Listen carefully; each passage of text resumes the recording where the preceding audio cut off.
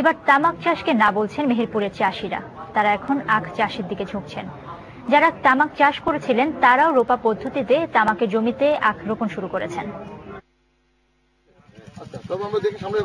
মেহেরপুর সদর উপজেলার বেশ কয়েকটি গ্রামে প্রতিবছর চাষিরা তামাক চাষ করে আসছিলেন, কিন্তু এতে পরিবেশ সহ নানা ক্ষতির কথা জানতে পেরে চাষিরা তামাকের বদলে আখ চাষ শুরু করেছেন। কেরু অ্যান্ড কোম্পানি লিমিটেডের সহায়তায় ঈশ্বরদী ২৬ জাতের উচ্চ ফলনশীল আখ চাষ করছেন এখন চাষিরা। এতে ফলন পাচ্ছেন বিঘা প্রতি ৩০০ থেকে ৪০০ মন। আমার এলাকায় আগে খুব তামাক চাষ করতেন, এখন তামাক চাষটা আর করে না। পুকুরের চাষে লাভজনক বেশি, এই জন্য আমরা পুকুরের চাষটাই বেশি করে করছি। এতে খরচপাতি বেশি, এতে যদি একটু রস থাকে তারা লিচ চায় না, ফেরত দেয়।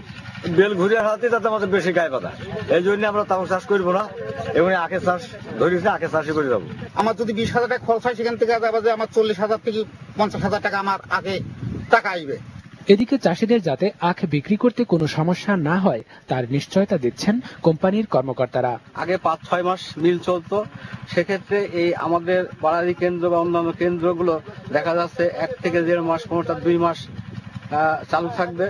সুতরাং চাষি ভাইদের আখ ক্রয় বছরে আমরা আশা করছি যে কোনো ধরনের সমস্যা হবে না। ৩৬০০ টাকা থেকে ৪৪০০ টাকা পর্যন্ত রোপা পদ্ধতিতে আখ চাষ করলে চাষিরা সরকারি একটা ভর্তুকি পাবেন। এবার এই এলাকায় ১৫০ একর জমিতে আখ চাষের লক্ষ্যমাত্রা নির্ধারণ করা হলেও তা ছাড়িয়ে দ্বিগুণ হবে বলে আশা করছেন সংশ্লিষ্টরা। সময় সংবাদ, মেহেরপুর।